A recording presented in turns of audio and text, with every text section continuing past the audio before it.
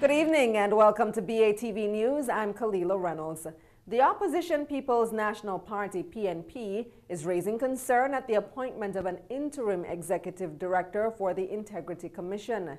The Integrity Commission announced today that Colonel Daniel Price has been appointed its interim executive director for 12 months, effective November 5. Prior to this appointment, Colonel Price was commander of all land forces of the JDF.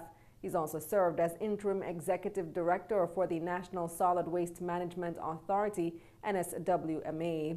The colonel will be supported in his new job at the Integrity Commission by the interim divisional heads. Joy Powell is acting director of information and complaints. David Gray is acting director of investigation, and Dirk Harrison is acting director of corruption prosecution. The Commission says the assignments have been made pending the identification and appointment of permanent directors by the Governor General. However, the opposition is raising alarm at the interim nature of the appointments.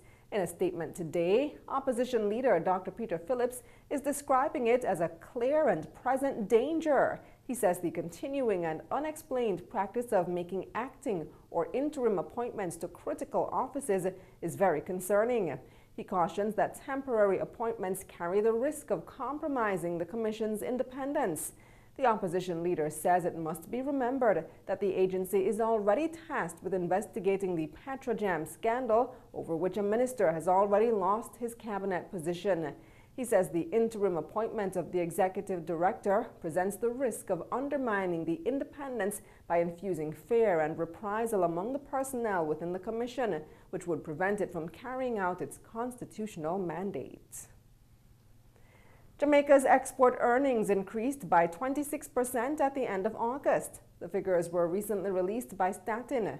Despite this, the country's trade deficit increased by $200 million, meaning the country continues to import more than it exports. Here's more.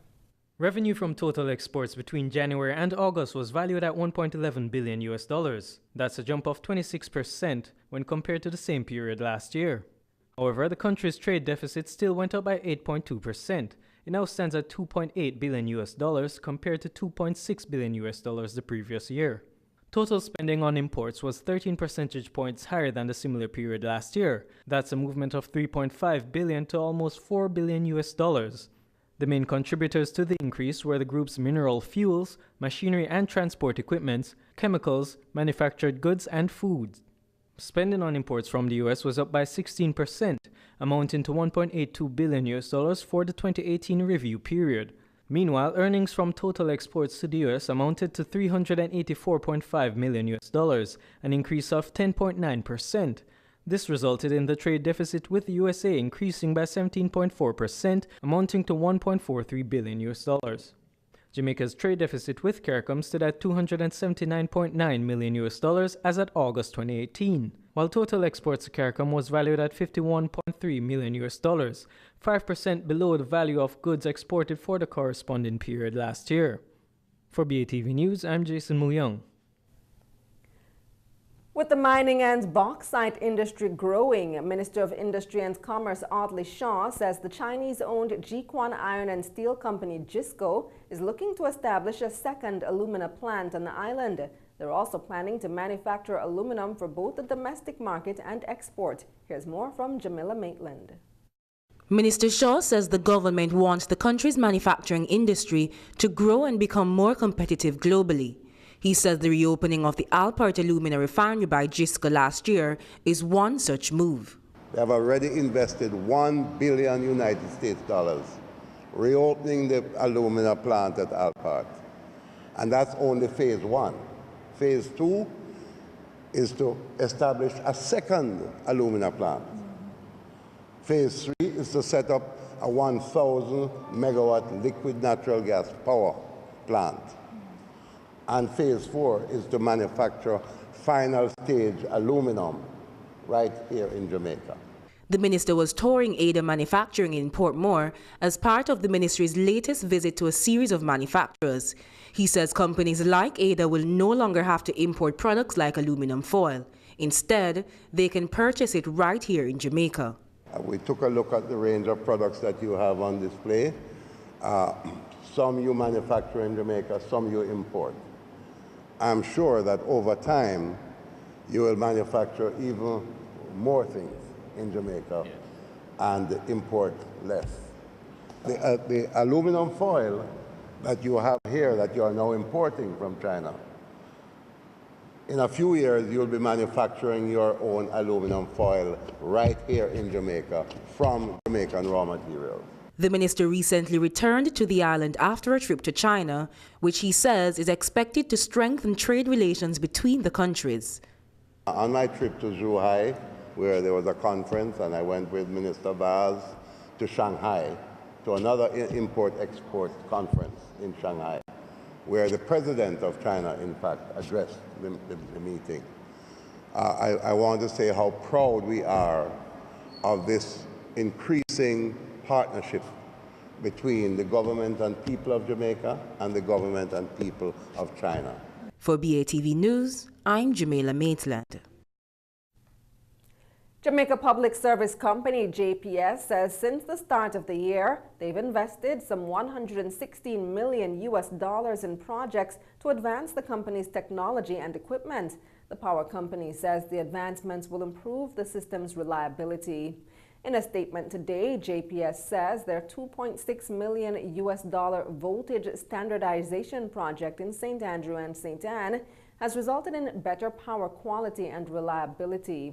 Upon completion, the company says Ocho Rios and its environs will benefit from a more robust grid and improved power supply. The release goes on to say that to list other investments like the $21.6 million construction of an energy storage facility at Hunts Bay, St. Andrew. JPS says this will help to improve reliability through the creation of a more flexible grid, which they say can accommodate more renewables.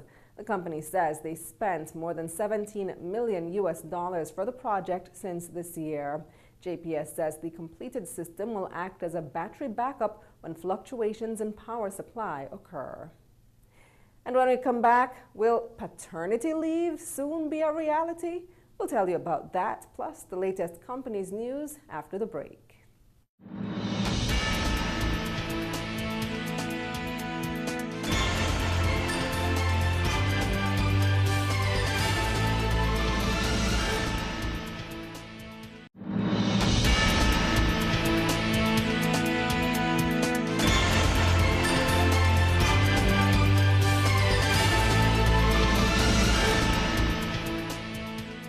Welcome back.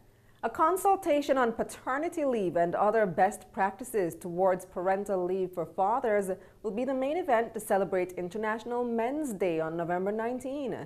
The event will take place at the University of the West Indies Regional Headquarters in Mona. Director of Policy and Research at the Bureau of Gender Affairs, BGA, Sharon Coburn-Robinson, says participants will be able to discuss the relevance of paternity leave, how it will affect them, and how it should be handled. She says based on research conducted by the BGA, some people believe paternity leave should be a part of the Maternity Leave Act, but the majority of men want a separate policy and a Paternity Leave Act to be passed. The Wasinka Group is reporting earned revenues of almost $7 billion for the first quarter, which ended September 2018. The company also says it's looking at alternatives to mitigate losses when the proposed plastic ban comes on stream in January. Here's more. For the first quarter of the 2018-2019 financial year, Wasinka Group says it achieved revenues of $6.8 billion. That's 12% more than the $6.1 billion achieved in the corresponding quarter last year. Gross profit also increased, moving by 10% to $2.6 billion over the same period.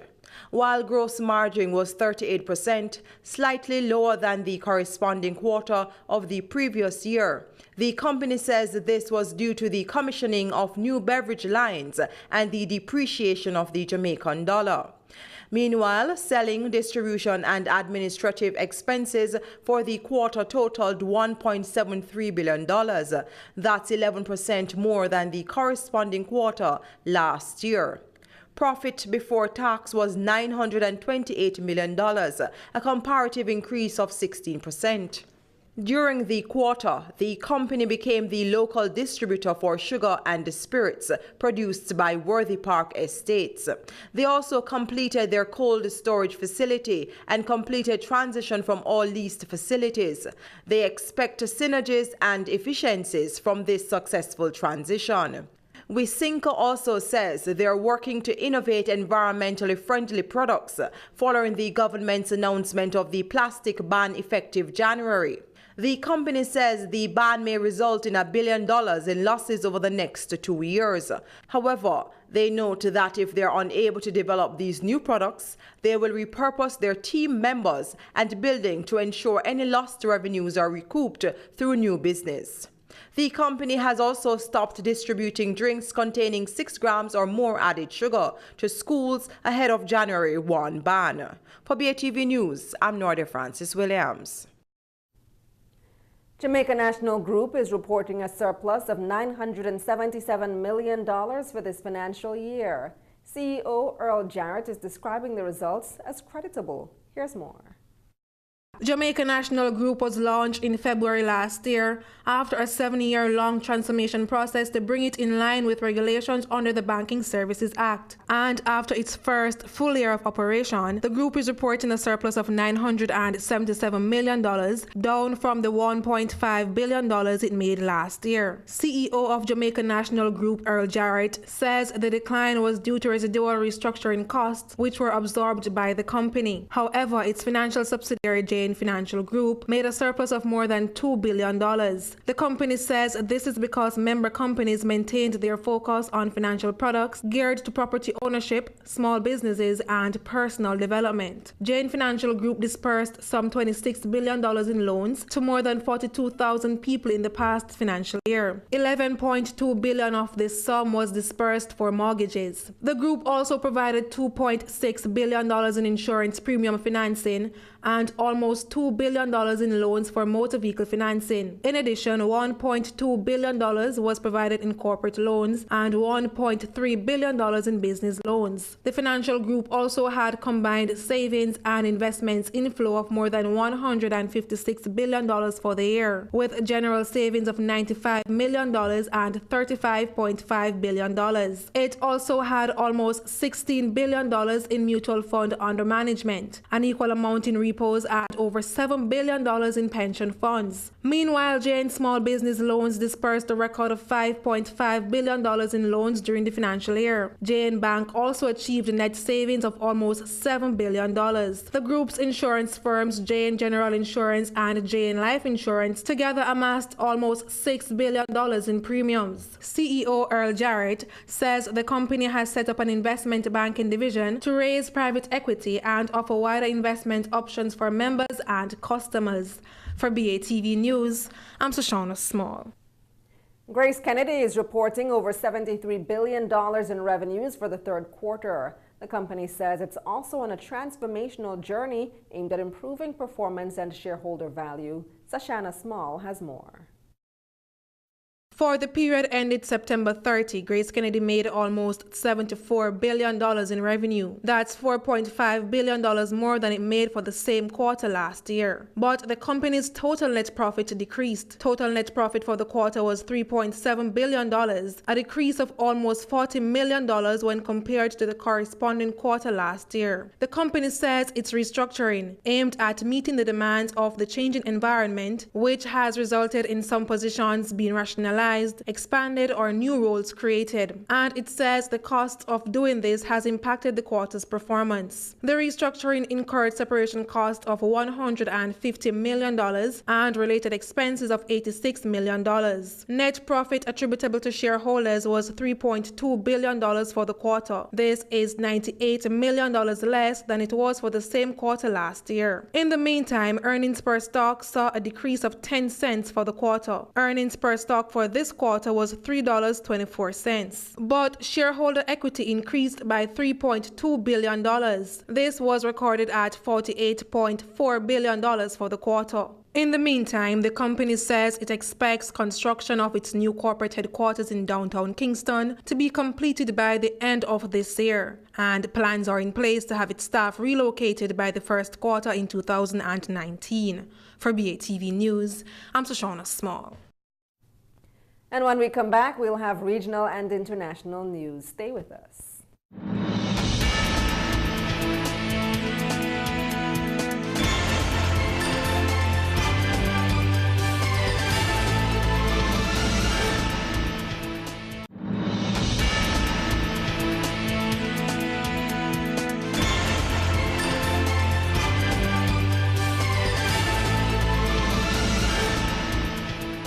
Welcome back. Time now for regional and international news.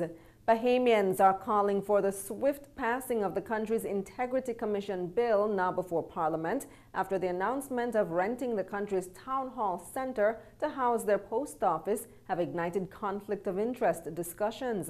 One cabinet member was revealed to have shares in the center. Here's more from our news.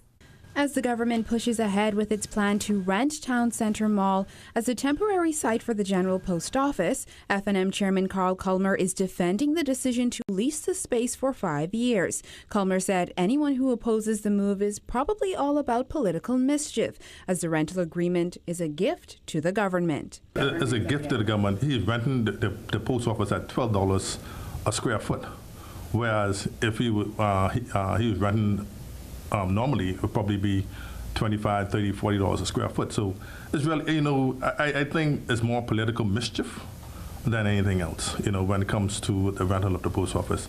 While many have called the decision a conflict of interest because Cabinet Minister Brent Simonet and his brother own the building, Culmer said he doesn't think Simonet is gaining anything from the deal. Culmer said if there was anything untoward with the deal, he would be the first to speak. If I thought he was gaining something, I would have been the one to probably the first to speak and say, but it's really a gift to the Bahamian people, what he's doing. The property will be rented at $12 per square foot, with property owners footing the bill for renovations. Executive Director for the Organization of Responsible Governance, Matt Aubrey, said the legislative lines are not clear on this issue because the necessary legislation has not been passed. If ultimately we determine that ministers should not have these types of contracts, then regardless of if it's the best deal or not, we would have said, no, that doesn't happen. Right now, when we're in this gray area, it's anybody's guess, and that is not something that helps to support the connection between government and the private sector. Last year, the government tables the Integrity Commission bill, which speaks to issues dealing with conflict of interest. Aubrey says the public must pressure the government to pass all necessary legislation that will prevent these gray areas. The Integrity Commission bill, which is a very long bill, but it talks about setting up an independent group that can receive these types of concerns, can vet them to ensure that if there is issues of corruption, they can be appropriately addressed and they can work to prosecute them. But more importantly, it also has a code of conduct that's literally about 40 pages long. And in that code of conduct, the language very specifically says that a Minister of Parliament cannot have these types of contracts and businesses in place. And when they do take role as a minister, they have to abdicate their interest or their controlling interest in these types of and set up a blind trust or something like that. So if we're really interested in ensuring that these types of situations don't happen, we've got to get in front of it. We've got to push and call for the Integrity Commission bill to be passed. Post office staff are set to begin moving into Town Centre Mall in as little as 2 weeks. When the world's only trillion-dollar company has its shares declining, several investors become concerned. Reports are that Apple shares have slumped by more than 4%, dragging down U.S. markets and wiping more than $40 billion off the tech giant's market value. The fall followed a profit warning from one of the firm's major suppliers after a sales forecast revealed a drop in the demand for iPhones. Apple shares are now down more than 15% since hitting a peak in October. The share price fall came after Lumentum, a U.S. manufacturer of facial recognition technology and Apple supplier, said one of its major customers had reduced its shipments, sending its shares down over 30%. Lumentum's warning came shortly after another Apple supplier, Japan Display, also cut its full-year guidance, blaming volatile customer demand. Despite the recent declines, the company says it's optimistic about its Christmas season outlook. But analysts have remained skeptical, especially after the firm announced that it would stop sharing the number of iPhones, iPads, and Macs it sells with investors.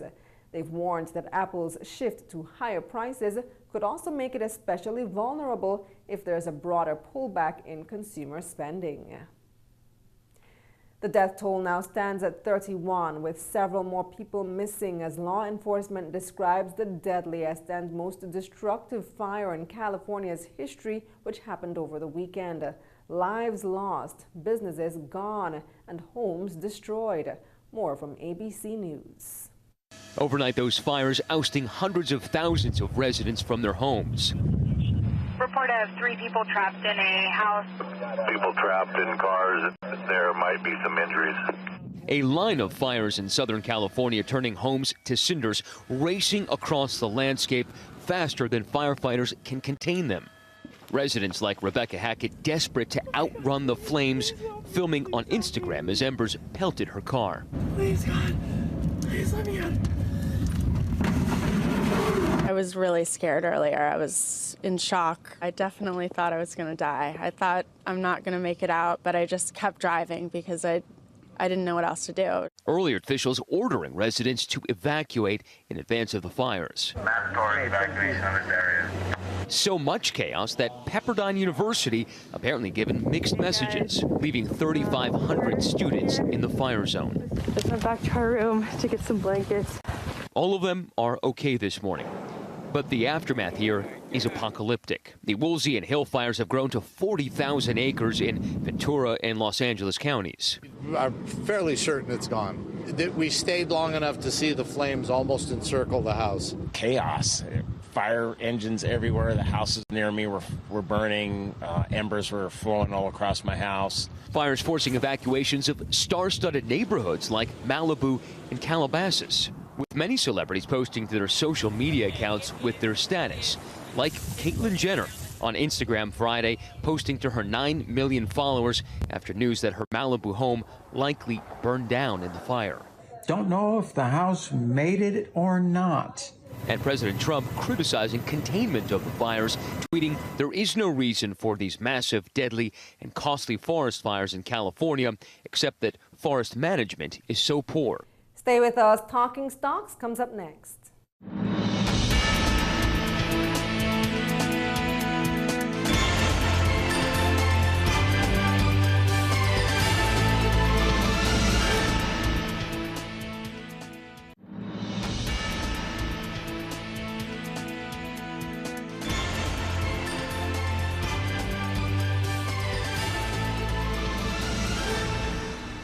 Welcome back. Time now for Talking Stocks. 52 stocks traded today, of which 23 advanced, 20 declined, and 9 traded firm.